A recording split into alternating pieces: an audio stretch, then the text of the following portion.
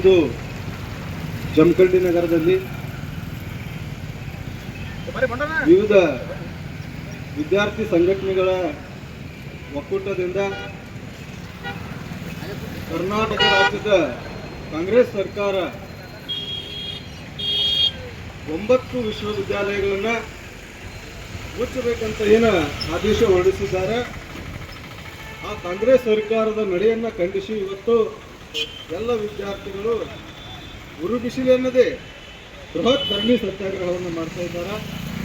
ಅವರಿಗೆ ನಾನು ಎಲ್ಲ ಸಮಸ್ತ ದಲಿತ ಪರ ಸಂಘಟನೆಗಳಿಂದ ಅವರ ಒಂದು ಹೋರಾಟಕ್ಕೆ ಬೆಂಬಲವನ್ನು ಸೂಚಿಸಿ ಅವರ ಜೊತೆಯಾಗಿ ಅನ್ಯಾಯ ನಡೆದಾಗ ಅವರಿವರೆನ್ನದೇ ಜಾತ್ಯತೀತ ಧರ್ಮಾತೀತವಾಗಿ ಭಾಗಿಯಾಗಬೇಕು. ಅನ್ಯಾಯದಲ್ಲಿ ಯಾವುದೇ ತರಹದ ಪಕ್ಷನೂ ನೋಡಬಾರ್ದು, ಜಾತಿನೂ ನೋಡಬಾರ್ದು, ಧರ್ಮನೂ ನೋಡಬಾರ್ದು, ಕೇವಲ ಅನ್ಯಾಯವೊಂದೇ ಒಂದು ನೋಡಬೇಕು.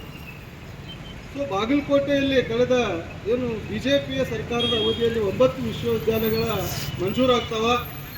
ಅದರ ತರುವ 2 ವರ್ಷಗಳ ಕಾಲ ಆ ವಿಶ್ವವಿದ್ಯಾಲಯಗಳು ಸತತ ಯಶಸ್ವಿಯಾಗಿ ಒಂದು ಸಿಬ್ಬಂದಿ ಆಡಳಿತವನ್ನು ಮತ್ತು ವಿದ್ಯಾರ್ಥಿ ಪರವಾದ ಆಡಳಿತವನ್ನು ಅವು ಎಲ್ಲ ವಿಶ್ವವಿದ್ಯಾಲಯಗಳು ಕೊಡ್ತಾವೆ. ಆದರೆ ಇಲ್ಲಿರ್ತಕ್ಕಂಥ ಒಂದು ಕಾಂಗ್ರೆಸ್ ಸರ್ಕಾರ ಆರ್ಥಿಕದ ಒಂದು ನೆಪವೊಡ್ಡಿ ಆ ವಿಶ್ವವಿದ್ಯಾಲಯಗಳನ್ನು ಮುಚ್ಚತಕ್ಕಂಥ ಸಂಗತಿ ಇದು ಈ ವಿದ್ಯಾರ್ಥಿಗಳಿಗೆ ಇರ್ತಕ್ಕಂಥ ಒಂದು ಬೃಹತ್ ದ್ರೋಹ ಇದೆ. ಯಾಕಂದ್ರೆ ಈಗಾಗಲೇ ನೋಡ್ಬೋದು ನೀವು ಸರ್, ಇನ್ನು ಗ್ಯಾರಂಟಿ ಯೋಜನೆಗಳಿಗೆ ಸುಮಾರು ಲಕ್ಷಾಂತರ ರೂಪಾಯಿಗಳನ್ನು ಕೊಡ್ತಕ್ಕಂಥ ಸರ್ಕಾರ ಇದಾಗೈತಿ. ಕೇವಲ 329 ಕೋಟಿ ಈ ಸರ್ಕಾರದಲ್ಲಿ ಇಲ್ವೇನೋ, ಲಕ್ಷಾಂತರ ಕೋಟಿ ಹಣ ರೂಪಾಯಿಯನ್ನು ವ್ಯಯ ಮಾಡ್ತಾರೆ.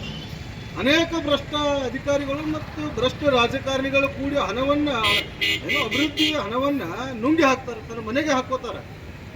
ಆದರೆ ವಿದ್ಯಾರ್ಥಿಗಳಂತ ಬಂದಾಗ ವಿಶ್ವವಿದ್ಯಾಲಯಗಳನ್ನು ರಕ್ಕಿಲ್ಲ ಅಂತೇಳಿ ಇವತ್ತು ಏನು ರದ್ದು ಮಾಡಕ್ಕೆ ಹೊಂಟಾರ ಈ ರಾಜ್ಯ ಸರ್ಕಾರ. ನಾಚಿಕೆಗೇಡಿನ ಸರ್ಕಾರ ಇವತ್ತು ಸಿದ್ದರಾಮಯ್ಯನ ಸರ್ಕಾರ. ವಿದ್ಯಾರ್ಥಿಗಳು ಈ ದೇಶದ ಭವಿಷ್ಯತ್ತಿನ ಅಡಿಪಾಯಗಳು.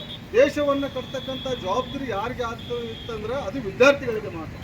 ಒಬ್ಬ ವಿದ್ಯಾರ್ಥಿ ಆರ್ಮಿಗೆ ಹೋಗ್ತಾನೆ, ಪೊಲೀಸ್ ಆಗ್ತಾನೆ, ಅಧಿಕಾರಿ ಆಗ್ತಾನೆ, ಜೊತೆಗೆ ಬಹಳ ಶ್ರೇಷ್ಠವಾದ ರಾಜಕಾರಣಿನೂ ಆಗ್ತಾನೆ.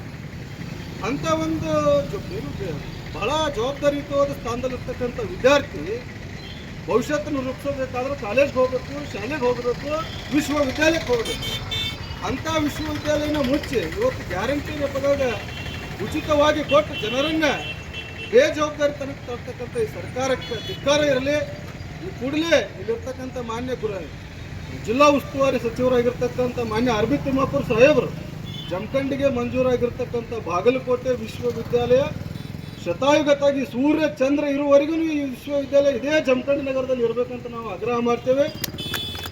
ಒಂದು ವೇಳೆ ರಾಜ್ಯ ಸರ್ಕಾರದಕ್ಕೆ ಏನು ತೆರಿಗೆ ಇರ್ಲಿಕ್ಕಂದ್ರೆ ಈಗಾಗಲೇ ಪ್ರದೀಪ್ ಮೆಟಕದವ್ರು ಹೇಳ್ಯಾರ, ಭಿಕ್ಷೆ ಬೇಡ ಆದರೂ ನಿಮ್ಮ ಸರ್ಕಾರಕ್ಕೆ ನಾವು ಕೊಡ್ತೀವಿ, ಅವಾಗ ಸರ್ಕಾರ ನೀವು ನಡೆಸ್ತೀರಿ ಅಂತ ಹೇಳ್ತಾರೆ. ಅದಕ್ಕೆ ನಾನು ಮುಂದುವರೆದು ಹೇಳ್ತೀನಿ, ಭಿಕ್ಷೆ ಎಲ್ಲ ನನ್ನ ಮನೆ ಒಂದು 10 ಲಕ್ಷಕ್ಕೆ ಬಾಳ್ತೈತೆ ಅಂದ್ರೆ ಅದನ್ನು ಮಾರಿನೂ ನಿನಗೆ ಕೊಡ್ತೀನಿ. ಸರ್ಕಾರವನ್ನು ನೀನು ನಡೆಸೋಕ್ಕೆ ಅಯೋಗ್ಯವಾಗಿ ಕೂಡಲೇ ರಾಜೀನಾಮೆ ಕೊಡಬೇಕು. ನಮ್ಮ ಬಾಗಲಕೋಟೆ ವಿಶ್ವವಿದ್ಯಾಲಯಕ್ಕೆ ಸ್ಥಾಪಿತವಾಗಿರ್ತಕ್ಕಂಥ ವಿಶ್ವವಿದ್ಯಾಲಯ ಇದು ಮೂಲತಃ ನಮ್ಮ ಬಾಗಲಕೋಟೆ ಅಂದರೆ ನೆರೆ ಸಂತ್ರಸ್ತರ ಒಂದು ನಾಡು, ಮುಳುಗಡೆ ಪ್ರದೇಶ ಇದೆ. ಅನೇಕ ಬಡ ವಿದ್ಯಾರ್ಥಿಗಳ ತಮ್ಮ ವಿದ್ಯಾಭ್ಯಾಸವನ್ನು ಮಾಡಿ ಭವಿಷ್ಯವನ್ನು ರೂಪಿಸಿಕೊಡ್ತಕ್ಕಂಥ ನಗರ ಇದಾಗೈತಿ, ಮುಂದುವರಿದ ನಗರ ಇದಾಗೈತಿ. ಪ್ರಮುಖವಾಗಿ ಏನು ಜಿಲ್ಲೆ ಆಗಲಿಕ್ಕೆ ಒಂದು ಏಬಲ್ ಆಗಿರ್ತಕ್ಕಂಥ ನಗರ ಇದೈತಿ. ಇಂಥ ನಗರದಲ್ಲಿ ವಿಶ್ವವಿದ್ಯಾಲಯ ಕೊಡ್ಲಿಕ್ಕಂದ್ರೆ ಮತ್ತೆಂಥ ನಗರದಾಗ ಕೊಡಬೇಕಂತ ಸರ್ಕಾರ ಇಟ್ಕೊಂಡಿರಿ. ಅದಕ್ಕೆ ನಾನು ಸರ್ಕಾರಕ್ಕೆ ಆಗ್ರಹ ಮಾಡ್ತೀನಿ, ಕೂಡಲೇ ನಿಮ್ಮ ನಿರ್ಧಾರವನ್ನು ಏನು ತೆಗೆದುಕೊಳ್ಬೇಕು.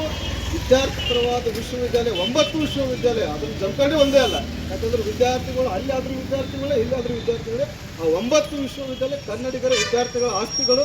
ಆ ಸರ್ಕಾರ ಇವತ್ತು ಕೂಡಲೇ ಈ ನಿರ್ಧಾರದಿಂದ ಹೆಂಗೆ ತೆಗೆದುಕೊಳ್ಬೇಕಂತ ಹೇಳ್ತಾ ಧರಣಿ ಸತ್ಯಾಗ್ರಹ ಮಾಡತಕ್ಕಂಥ ಎಲ್ಲ ಸಹೋದರರಿಗೆ ನನ್ನ ವೈಯಕ್ತಿಕ ತುಂಬ ಹೃದಯದ ಅಭಿನಂದನೆಗಳನ್ನು ಸಲ್ಲಿಸಿ ಈ ಸರ್ಕಾರಕ್ಕೆ ಮತ್ತೊಮ್ಮೆ ಆಗ್ರಹ ಮಾಡ್ತೀನಿ.